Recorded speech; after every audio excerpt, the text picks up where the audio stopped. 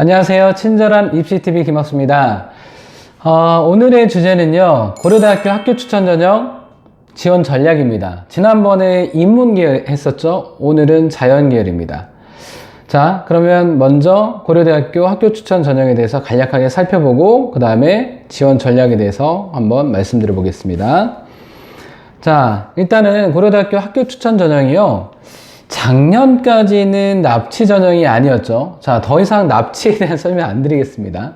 자, 납치 전형이 아니었어요. 왜냐면 수능 후에 면접이 있었거든요. 그런데 올해는 그 면접이 완전히 폐지가 됐죠. 그러면서 작년에는 교과 60에 서류 20에 면접이 20이었는데 면접 20의 비중이 사라지면서 이 20만큼이 교과의 비중으로 더 들어갔습니다. 그래서 교과 80에 서류 20. 그러니까 납치 전형으로 이제 변하게 됐다라는 거 일단 기억하시고요. 그리고 이제 또 변화된 건 아니지만 수능 최저학력 기준이 이과, 자연계, 세계합 6이죠. 탐구는 2과목 평균으로 들어갑니다.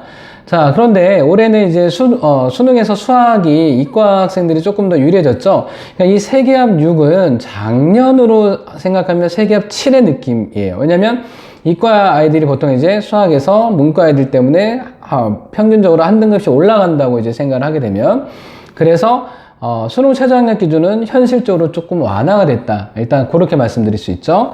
자, 그리고 정원에 고3 정원에 4%까지 지원 자격이 주어지고, 그리고 이제 연대 같은 경우는 추천 전형이 재학생 기준으로 딱 정해졌는데, 고대 같은 경우는 이제 N수생까지 지원 자격을 준다라는 겁니다.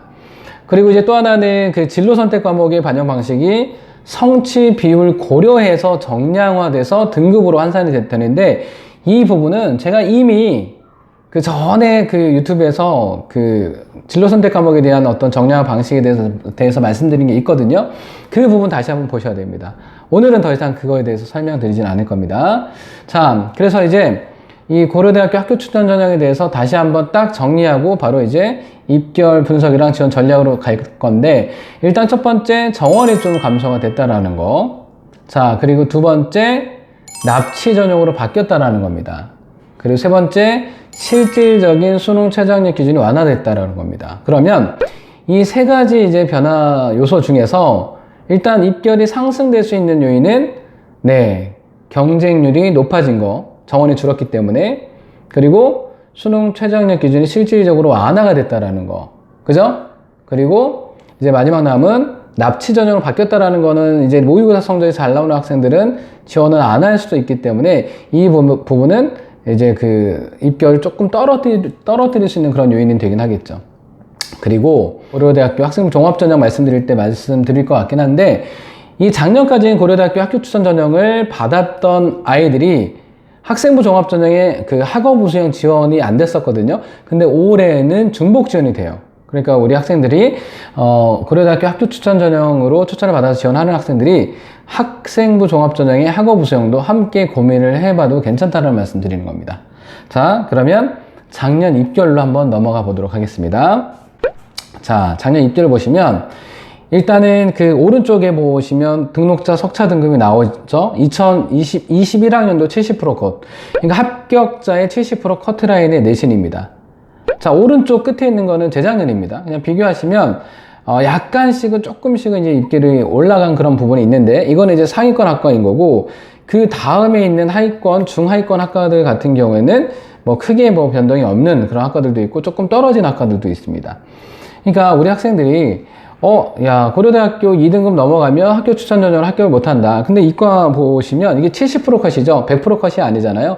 저 밑에 있는 예를 들면 간호대학서부터 지구환경, 건사환, 건축, 가정교육 이런 쪽은 우리 학생들이 2등급 정도 된다 하더라도 충분히 수능 최저만 통과를 한다고 한다면 가능성이 있을 수 있겠죠. 특히 가정교육과는요, 수학교육과로 복수 전공이 됩니다. 혹시라도 수교과 생각하는 학생들은 가정교육과로 들어가서 수교과로 복수 전공하는 그런 어떤 전략도 생각을 해볼 수 있겠죠.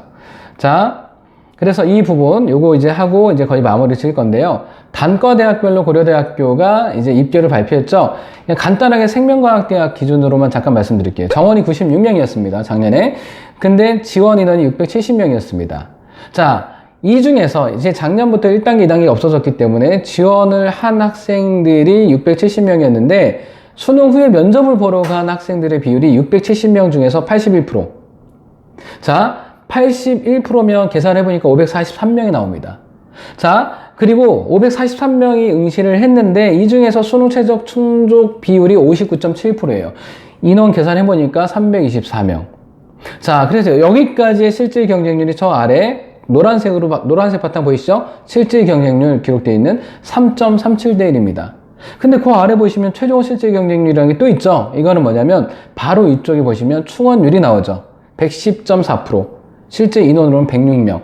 이거를 감안했을 때 추가 합격을 고려한 최종 실질 경쟁률이 1.6대 1. 자, 그러면 쭉 보시면 1점대, 최종 실질 경쟁률 1점대 경쟁률을 보이는 단과대학이 조금 많죠? 그런데 의대 같은 경우 3.26대 1이죠? 왜냐면 수능 최저학력 기준이 4개 오고, 어차피 작년에는 그 면접이 수능 후였기 때문에 납치가 아니었기 때문에 그냥 다 지원해놓고 수능 결과를 보면서 면접 응시 여부를 판단했었는데, 올해는 그게 안 되죠?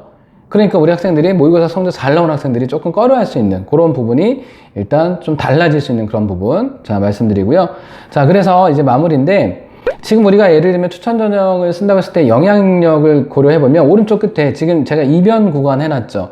이 이변 구간이라고 한다면 수능 최저학력 기준이 조금 높은 그런 수시 전형에서 이변 구간이 발생하거든요. 그래서 고려대학교도 여기에 해당된다. 추천 전형 중에서. 그래서 이거 감안하시게 되면 너무 이제 입결에만 연연해서 지원하기보다는 수능 최저를 또 활용해서 지원 전략을 세운다고 한다면 좋은 결과가 있을 것 같습니다. 자, 저는 오늘 여기서 물러가고요. 더 좋은 정보 받아보시려거든 좋아요, 구독, 알람 설정 부탁드리겠습니다. 더 좋은 정보로 다음 시간에 찾아뵙겠습니다. 네, 고맙습니다.